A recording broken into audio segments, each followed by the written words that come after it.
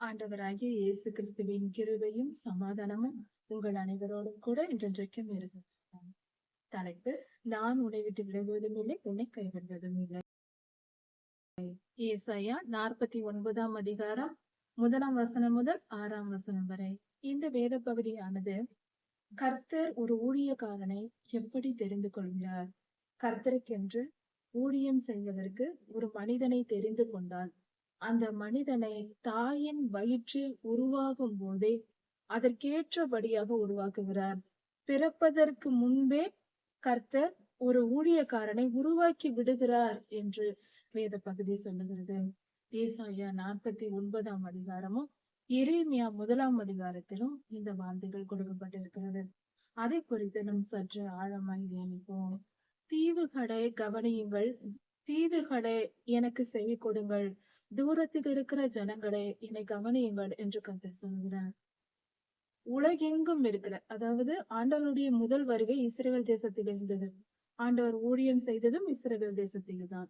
மற்ற தேசங்களுக்கு கர்த்தர் ஊழியம் செய்ய போகவில்லை. ஏனென்றால் இஸ்ரவேலர்கள் மத்தியில் ஊழியம் செய்து அது ஒரு நீதி நிறைவேறல். இஸ்ரவேலர்கள் மூலமாக, இஸ்ரேல் தேசம் மூலமாக உலகெங்கும் ரட்சிப்பதே, உலகெங்கும் கர்த்தருடைய ஜனங்கள் மீட்கப்பட வேண்டும் என்பது தேவ நீதியா இருக்கிறது, தேவ சித்தமா இருக்கிறது. அப்படி இருக்க கர்த்தர் இஸ்ரவேலில் பிறந்து அங்கேயே ஊழியம் செய்து அங்கே தம்மை தாமே பலியாக ஒப்பு கொடுத்தார். இதற்கான ஆதாரங்கள் லேவியராகமம் முதல் 6 அதிகாரங்களில் கொடுக்கப்பட்டிருக்கிறது. பலி செலுத்தும் முறைகள் என்று. அப்படி பார்க்கும் பொழுது கர்த்தர் யூதர்கள் வழியாக புறஜாதியாரை ரட்சிக்கிறார். இன்னொரு காரியம் என்னவென்றால், கர்த்தரால் தெரிந்து கொள்ளப்பட்ட ஜனங்கள், ஆபிரகாம் ஐயாவின் புத்திரர்கள் என்று சொல்லப்படுகிறவர்கள் எல்லோரும், நாம் சொல்லலாம் விசுவாசத்தின்படி புறஜாதியாராய் இருந்தும் விசுவாசத்தின்படி ஆபிரகாமின் பிள்ளைகள் என்று.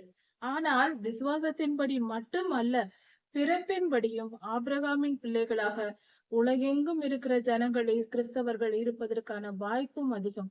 ஏனென்றால் உலகெங்கும் கர்த்தருடைய ஜனங்கள் சிதறடிக்கப்பட்டார்கள். இஸ்ரவேலர்கள், யூதா கோத்திரம் மட்டுமே இப்பொழுது இஸ்ரேல் தேசத்தில் இருக்கிறது, அதிகமான மக்கள். அப்படி இருக்க உலகெங்கும் எல்லா கோத்திரத்தாரும் பரவி இருக்கிறார்கள். அவர்கள் எல்லாரும் மனம் திரும்பி ரட்சிக்கப்பட்டு கொண்டுதான் இப்பொழுது மீண்டு வருகிறார்கள். அப்படிதான் கர்த்தர் சொல்லுகிறார், தீவுகளை எனக்கு செவி கொடுங்கள். தீவுகளிலும் கர்த்தருக்கு ஒரு பரிசுத்த ஆத்துமா, அதாவது பிறப்பின்படி இஸ்ரவேலராய் இருந்து விட்டால் மட்டும், யூதராய் இருந்து விட்டால் மட்டும் பரலோகத்திற்கு சென்று விட முடியாது. கர்த்தருடைய சித்தம் என்னதென்றால், ஒரு ஆத்துமா சுத்தமா இருக்க வேண்டும், பரிசுத்தமா இருக்க வேண்டும். கர்த்தரை நேசிக்கிற, கர்த்தரை விசுவாசிக்கிற ஆத்துமாவாய் இருக்க வேண்டும் மற்றும் கர்த்தருக்கு கீழ்ப்படுகிற ஆத்துமாவாய் இருக்க வேண்டும். இப்படி பல காரியங்கள் உண்டு. கர்த்தர் தமக்கென்று ஒரு மனிதனை தெரிந்து கொள்ளும் பொழுது அந்த மனிதனை தாயின் கருவிலேயே முழுமையாக்கி உருவாக்கி முடித்து விடுகிறார். அதாவது முழு ஊழியக்காரனாக பிறக்கும் முன்பே உருவாக்கப்படுகிறார் ஒவ்வொரு ஊழியரும். அப்படி உருவாக்கப்பட்ட பின்பு இந்த உலகத்திற்கு வந்து உலக அனுபவங்களை கற்றுக்கொண்டு, சில நேரங்களில் நாம் கவனிக்கலாம், சில ஊழியர்களுக்கு இப்படிப்பட்ட அனுபவம் உண்டு. அதாவது ஒரு ஊழியர் 1.5 வயது 2 வயது சிறு குழந்தையாய் இருக்கிறார். அவர் பெரியவராய் வளர்ந்துதான் ஊழியர் ஆகிறார். ஆனால் அவருடைய சிறு வயதிலேயே பார்த்தால் அவருடைய செயல்கள் விளங்கும். கர்த்தருக்கு பரிசுத்தமான செயல்கள் அவரிடத்தில் விளங்கும். இப்படி ஒரு ஊழியர் தன்னுடைய 6 வயதில் தன் தாய்க்கு உடல்நிலை சரியில்லாமல் மிகவும் மோசமான ஒரு நிலைக்கு திடீரென்று ஒரு ஆபத்து வந்து மயங்கி தன் தாய்க்கு ஏற்பட்ட உயிர் போகும் நிலை, அவ்வளவுதான் என்று எல்லோரும் சொல்லும் அளவுக்கு திடீரென்று அவர்கள் மயங்கி விழுகிறார்கள். அந்த சமயத்தில் ஒரு 6 வயது குழந்தை, அதற்கு ஜெபிக்க தெரியுமா? அது கூட தெரியாது. ஏசப்பா ஏசப்பா என் தாயை காப்பாற்று என்றுதான் கேட்டு எண்ணெயை எடுத்து ஜெபித்து அந்த எண்ணெயை பூசி அந்த தாய்க்கு ஜெபித்த உடனே அந்த குழந்தையின் ஜெபத்தை கேட்டு கர்த்தர் அந்த தாயை குணமாக்கினார். உண்மையா இது நடந்த சம்பவம். 6 வயது சிறு பெண் குழந்தைக்கு இப்படி நடந்தது. அந்த ஜெபத்தையும் கர்த்தர் கேட்டு குணப்படுத்துகிறார். அப்படி என்றால் அந்த பிள்ளையின் மேல் ஒரு வல்லமையை கர்த்தர் வைத்திருக்கிறார், அந்த அபிஷேகத்தை வைத்திருக்கிறார். இதைதான் வேதம் சொல்லுகிறது, தாயின் கருவிலேயே நான் உன்னை தெரிந்து கொண்டேன். தெரிந்து கொள்ளுதல் மட்டுமல்ல, உருவாக்குதலும். சிருஷ்டிப்பு பிறப்பதற்கு முன்பே, உலகத்தில் தாயின் கருவில் உருவாகும் முன்பே சிருஷ்டிப்பு உருவாகி விடுகிறது. உருவாக்கம் என்பது தாயின் கருவில் உருவாகிறது, உருவம் கிடைக்கிறது குழந்தைக்கு. உயிர் அதற்கு முன்பே இருக்கிறது, கர்த்தரிடத்தில் இருக்கிறது. அது வருகிறது தாயின் வயிற்றுக்கு. அந்த தாயின் கருவில் அந்த உருவம் கொடுக்கப்படுகிறது. சரீரம் படைக்கப்படுகிறது. ஆவி ஆத்துமா எல்லாம் கர்த்தரால் உருவாக்கப்படுகிறது. அப்படி உருவாக்கப்படும் பொழுது கர்த்தர் தமக்கென்று அவர் நிர்ணயித்து வைத்திருக்கிறார், இப்படியாக செய்ய வேண்டும் என்று. இது ஆச்சரியமான காரியமாக இருக்கிறது. நம்முடைய வாழ்க்கை என்பது எவ்வளவு மேன்மையானது, அது எவ்வளவு பெரியது என்பதை கர்த்தரே அறிந்திருக்கிறார் என்று தோன்றுகிறது. நாம் அறியவில்லை என்பதே உண்மை. மனித வாழ்க்கையின் மேன்மை என்பது மிகவும் பெரியதா இருக்கிறது. பெரிய காரியங்களுக்காக ஒரு புழுதியிலிருந்து மண்ணோடாய் இருக்கிறோம் என்றும் வேதம் சொல்லுகிறது. மண் ஓடுகளுக்கு ஒத்த ஓடு நாம் என்று. அதாவது ஒரு மண்பானையை குயவன் செய்வது போல கர்த்தரும் மண்ணை பிசைந்து நம்மை செய்தார். ஆனால் அவர் கொடுத்த அந்த ஜீவன் இருக்கிறது அல்லவா, அது ஒரு மண்ணை, ஒரு மண் ஓடாய் இருக்க வேண்டிய ஒரு மனிதனை மிக உயர்ந்த ஸ்தானத்திற்கு கொண்டு போகிறது.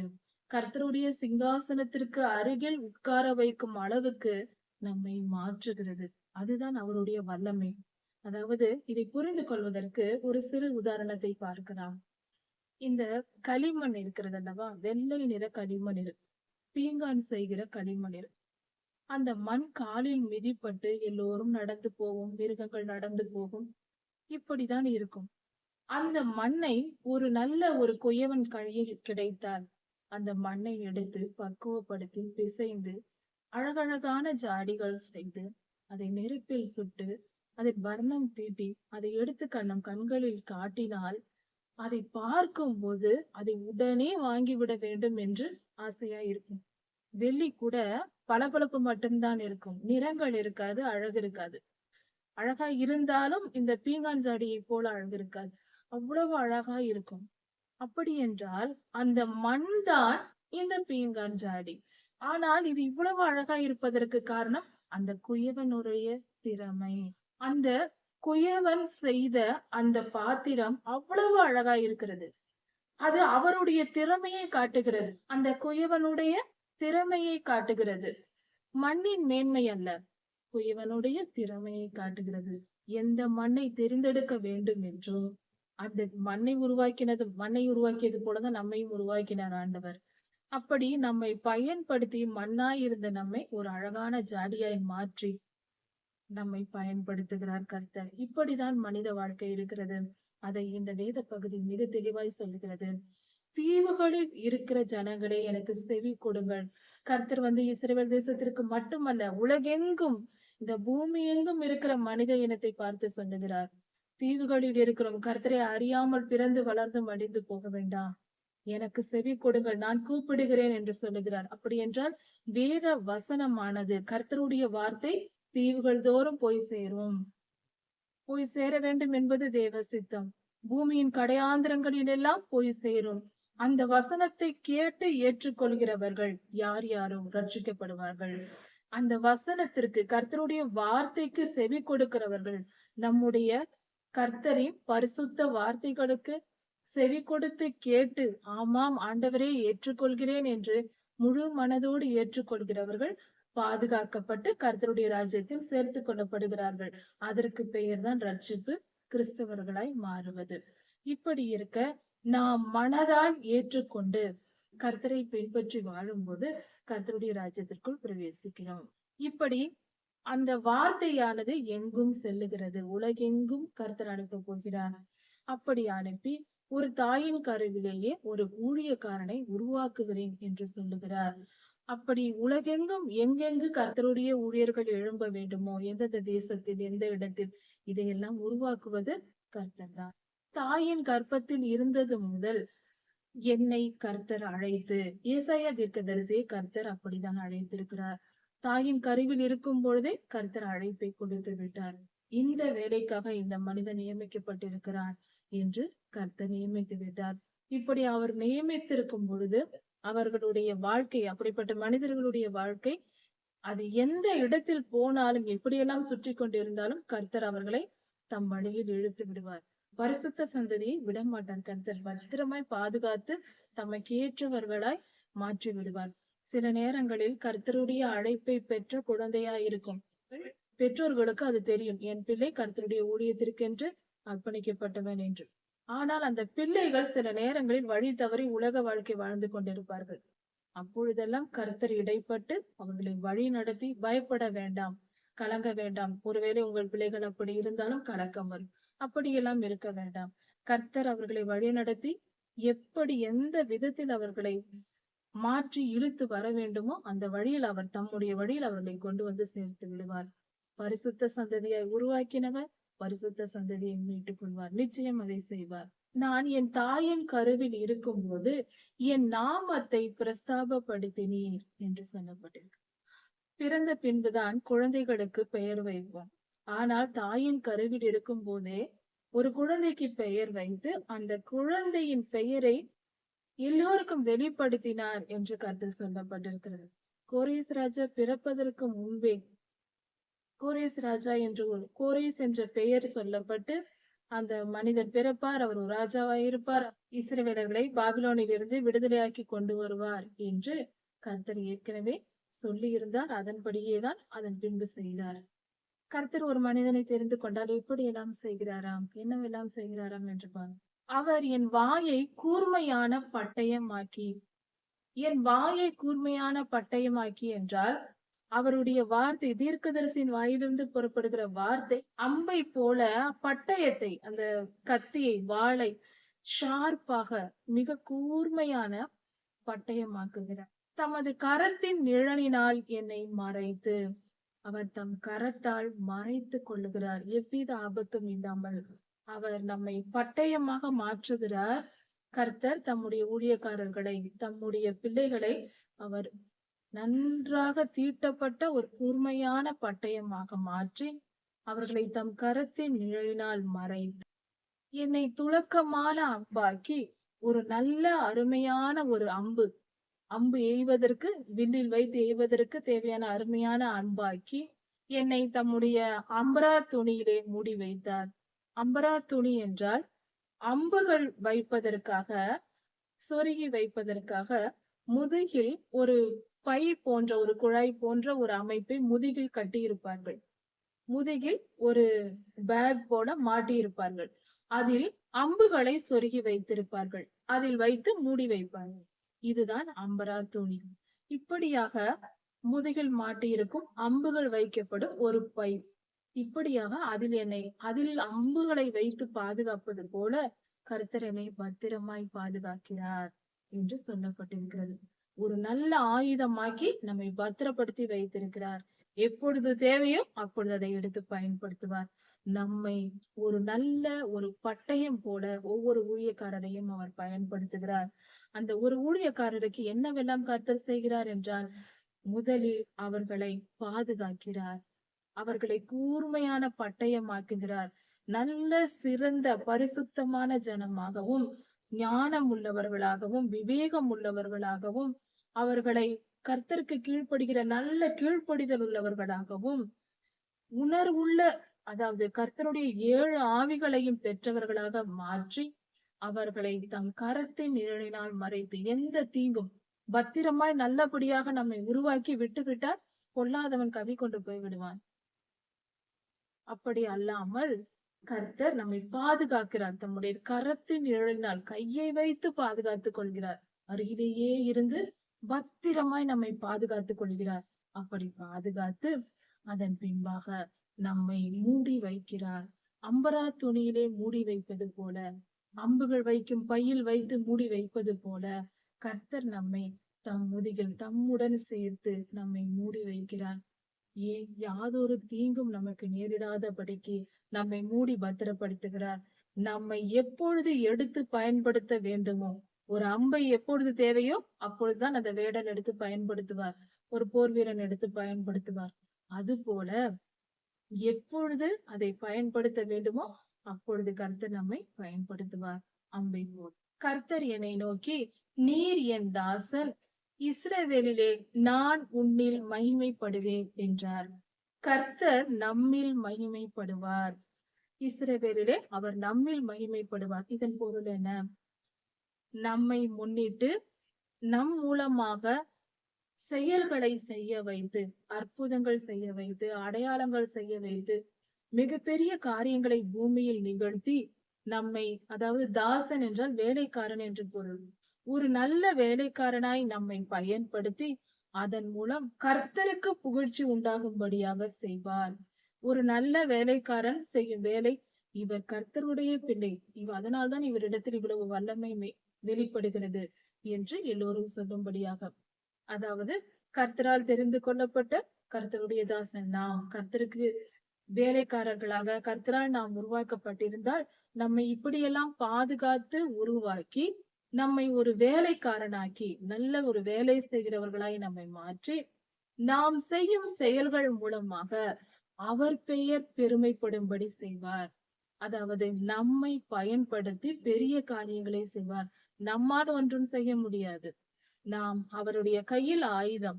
அவர்தான் எல்லா காரியங்களையும் நடப்பிப்பவர். ஒரு உயிரற்ற ஒரு ஆயுதம் போல நாம் சுயத்துக்கு செத்து முழுமையாய் கீழ்ப்படிந்து நாம் கர்த்தருக்கு நடக்கும் போது நம்மை ஒரு நல்ல ஆயுதமாய் கர்த்தர் பயன்படுத்துவார். ஒரு உதாரணத்திற்கு இதன் பொருள் என்னவென்றால், நம்மிடத்தில் ஒரு கத்தி இருக்கிறது, அதை நாம் எடுத்து பயன்படுத்துகிறோம். அது நல்லபடியாக காய்களை நறுக்குகிறது, பழங்களை நறுக்குகிறது. நாம் எடுத்து பயன்படுத்தி விட்டு அதை வைத்து விடுகிறோம், நம் வேலைகளை எல்லாம் முடிக்கிறோம். அதே கத்தி கொஞ்சம் நடுவில் உடைந்திருக்கிறது. அந்த கத்தியை எடுத்து நாம் நறுக்கினால் அந்த கத்தி என்ன செய்யும்? நாம் ஒரு பக்கம் நறுக்கினால் அது ஒரு பக்கம் வளைந்து கொண்டு போகும். உடைந்திருப்பதினால் அது நகர்ந்து கொண்டு உடைந்து கொண்டு போகும். அதை சரியாக நம்மால் பயன்படுத்த முடியாது. தொடர்ந்து அதை பயன்படுத்தி கொண்டிருந்தோம் என்றால் எரிச்சலாய் இருக்கும். என்ன இது இப்படி இருக்கிறது, இது எப்படி வைத்து நறுக்குவது என்று நாம் தூக்கி போட்டு விடுவோம். அது போலதான் முழுமையான கீழ்ப்படுதல் உள்ளவர்கள் முழுமையான சேதமடையாத கத்தியை போல கர்த்தருக்கு இருக்கிறோம். முழு கீழ்ப்படிதலோடு நாம் இருக்கும் பொழுது கர்த்தர் நம்மை சுலபமாக கையாளுகிறார். நாம் அவருக்கு எந்த துன்பத்தையும் கொடுப்பதில்லை. நாம் உடைந்த கத்தியாய் இருந்தால், நம்மிடத்தில் பாவம் இருந்தால், நாம் பரிசுத்தமான கர்த்தருடைய ஜனம்தான், ஆனால் முழுமையாய் கீழ்ப்படிவதில்லை. கொஞ்சம் இப்படி கொஞ்சம் அப்படி என்று கீழ்ப்படிவாமல் நாம் சுத்தி கொண்டிருந்தால் அது என்ன ஆகும்? உடைந்த கத்தியை பயன்படுத்தியது போல. கர்த்தர் மிகவும் கடினப்பட வேண்டும், நம்மோடு போராடுவார். நம் மேல் உள்ள அன்பினால் விட்டுவிட மாட்டார். ஒழுங்காக நறுக்கும், இதை சரிப்படுத்தலாம் என்று முயற்சி செய்வார். அவருக்கு கோபம் வந்தால் தூக்கி போட்டு விட்டு போய்விடுவார். அவ்வளவுதான். சவுலையாவுக்கு அப்படிதான் நடந்தது. இஸ்ரவேலின் முதல் ராஜாவான சவுலுக்கு அவர் தூக்கி போடப்பட்ட உடைந்த கத்தியை போல அவர் ஆனார். நாம் அப்படி ஆகிவிடக்கூடாது. எந்த நிலையிலும் கர்த்தருக்கு கீழ்ப்படிந்து தாவீது ராஜாவை போல நடந்து கொள்ள வேண்டும். அவரை போல கீழ்ப்படிதல் உள்ளவர்களாய், கர்த்தருக்கு அவருடைய இருதயத்திற்கு ஏற்ற மனிதர்களாய் நாம் இருக்க வேண்டும். அப்படி இருக்கும் பொழுது கர்த்தர் நம்மில் மகிமைப்படுவார். அவர் நம்மை பயன்படுத்தி பெரிய காரியங்களை எல்லாம் செய்வார். மிகப்பெரிய காரியங்களை செய்வார். அதை பார்த்து உலகமே ஆச்சரியப்பட்டு போகும். நல்ல காரியங்கள் பூமியில் நிறைவேறும். நாம் நன்றாக நம் வாழ்க்கை பயன்படும் கர்த்தருக்கு. அது எவ்வளவு பெரிய காரியம். இப்படி இருக்க ஏசாயா தீர்க்கதரிசி சொல்லுகிறார், நான் விருதாவாய் உழைக்கிறேன், வீணும் வியர்த்தமுமாய் என் பலனை செலவழிக்கிறேன். நான் என் உழைப்பிற்கு எனக்கு பலன் கிடைக்கவில்லை. ஏசாயா தீர்க்கதரிசிக்கு அதே நிலைமைதான் போல அந்த காலத்தில். அவர் சொல்லுகிறார், நான் உழைக்கிறேன், ஆனால் எனக்கு பலன் இல்லை. வீணும் வியர்த்தமுமாய் எந்த பலனையும் என்னால் பார்க்க முடியவில்லை. உழைக்கிறேன், கடினமாய் என் பலனை செலவழிக்கிறேன், அதிக பலனை செலவழிக்கிறேன், ஆனாலும் எனக்கு பலன் ஏதும் தெரியவில்லை. ஆகிலும் என் நியாயம் கர்த்தரிடத்திலும் என் பலன் என் தேவனிடத்திலும் இருக்கிறது என்று சொன்னேன். என் பலன் தேவனிடத்திலும் இருக்கிறது என்று சொன்னேன். இதன் பொருள் என்ன? நான் உழைக்கிறேன், வீணாய் போகிறது, எனக்கு எந்த பலனும் தெரியவில்லை, கிடைக்கவில்லை. ஆனாலும் என் நியாயம் கர்த்தரிடத்தில் இருக்கிறது. கர்த்தர் அதை பார்த்து கொண்டிருக்கிறார். நிச்சயம் அதற்கு பலன் தருவார். என் பலன் தேவனிடத்தில் இருக்கிறது. கர்த்தர் தந்த பலனால் தான் நான் இவ்வளவு காரியங்களையும் செய்கிறேன். அவர்தான் என் பலன். அப்படி இருக்க என் பெலன் தேவனிடத்தில் இருக்கிறது என்று சொன்னேன். கர்த்தரே என் பெலனா இருந்து இந்த காரியங்களை செய்ய வைக்கிறார். என்னுடைய நியாயம் கர்த்தரிடத்தில் இருக்கிறது. என் நீதிக்கு ஏற்ற, என் உழைப்புக்கேற்ற, என் நியாயத்திற்கு ஏற்ற பலனை கர்த்தர் தருவார். நான் படும் உபத்திரவங்களுக்கும், நான் படும் உழைப்புக்கும், என்னுடைய எல்லா காரியங்களுக்கும் கர்த்தர் நிச்சயம் நியாயம் தருவார், பலன் தருவார் என்று வேதம் சொல்லுகிறது. ஏசாயா தீர்க்கதரிசி இப்படியே சொல்கிறார். யாக்கோபை தம்மிடத்தில் திருப்பும்படி, இது ஒவ்வொருவரும் நமக்கென்று இந்த வசனங்களை எடுத்துக்கொள்ள வேண்டும். யாக்கோபை தம்மிடத்தில் திருப்பும்படி, நான் தாயின் கர்ப்பத்தில் இருந்தது முதல் கர்த்தர் என்னை தாசனாக உருவாக்கினார். ஆனால் இஸ்ரவேலோ சேராதே போகிறது. இஸ்ரவேலை காப்பதற்காக நான் தாயின் கருவில் இருக்கும் பொழுதே யாக்கோபை மீட்பதற்காக கர்த்தர் என்னை பயன்படுத்தினார், என்னை உருவாக்கினார், என்னை தாசனாக ஒரு நல்ல வேலைக்காரனாக உருவாக்கினார். ஆனாலும் இஸ்ரவேலோ சேராதே போகிறது. இஸ்ரவேலர்கள் சேர மாட்டேன், ஏற்றுக்கொள்ள மாட்டேன் என்கிறார்கள். ஆனாலும் கர்த்தருடைய பார்வையில் கனமடைவேன்.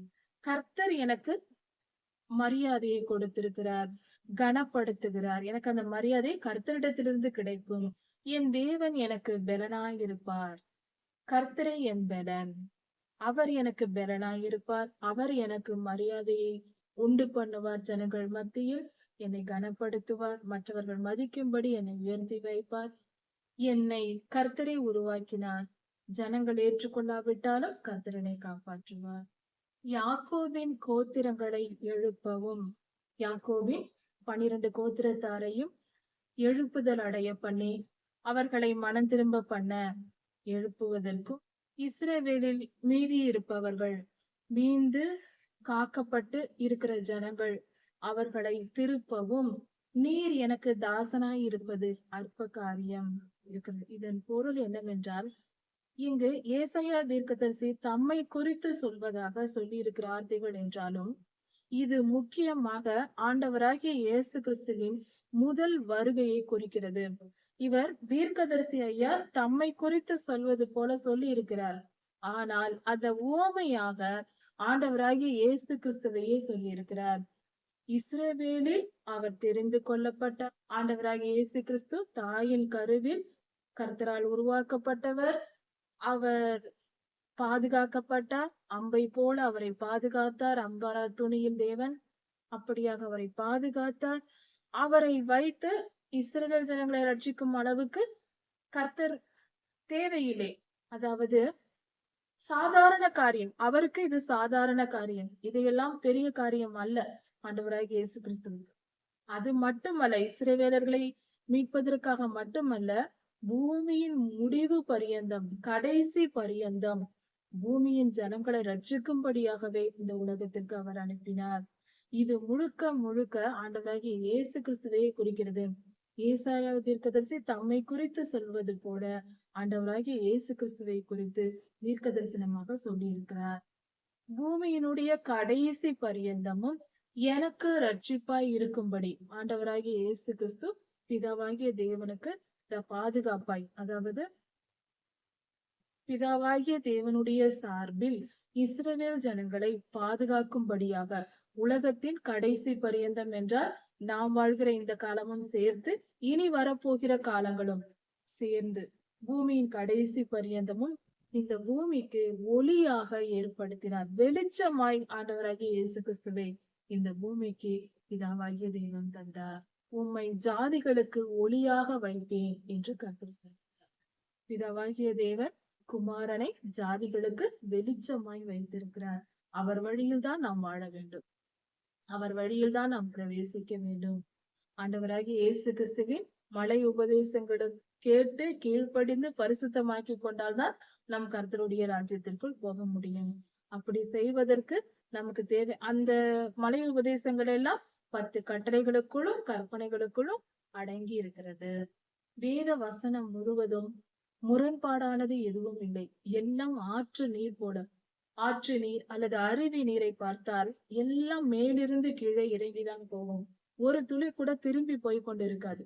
மேலிருந்து எல்லாம் கீழே விழுந்துதான் போய் கொண்டிருக்கும். திரும்பி போக எந்த நீராலும் முடியாது. அது போல கர்த்தருடைய வசனங்கள் எங்கும் முரண்பாடு கிடையாது. முரண்பாடு போல தோன்றலாம். ஆனால் இரு கரைகளாய் இருந்து அதன் பொருள் ஒரே சீராக தான் போய்க் கொண்டிருக்கும்.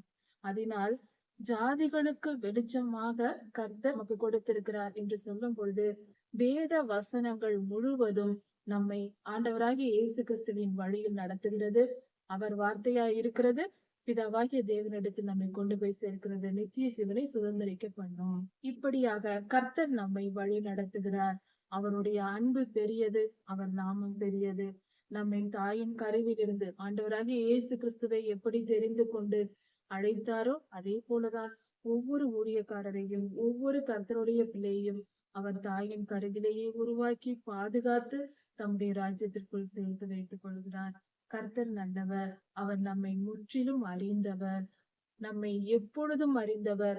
நம்மை பற்றி நாம் தெரிந்து கொள்ள முடியாத நிலையில் குழந்தையாய் இருக்கும் பொழுது நமக்கு ஒன்றுமே தெரியாது. அது போல இருந்தாலும் கூட அப்பொழுதும் நம்மை கவனித்து பாதுகாத்தவர், நம்மை அறிந்தவர். அவர் பெரியவர். அவர் வல்லமையை புரிந்து கொள்வோம். இப்படி கர்த்தர் நம்மை பாதுகாக்கிறவராய் இருக்கிறார். அவரிடத்தில் அண்டிக் கொண்டு நல்வாழ்வு பெறுவோம். கர்த்தர் உங்களை ஆசீர்வதிப்பாராக. இதன் தொடர்ச்சியை அடுத்த செய்தியில் பார்க்கலாம். மாரநாதா.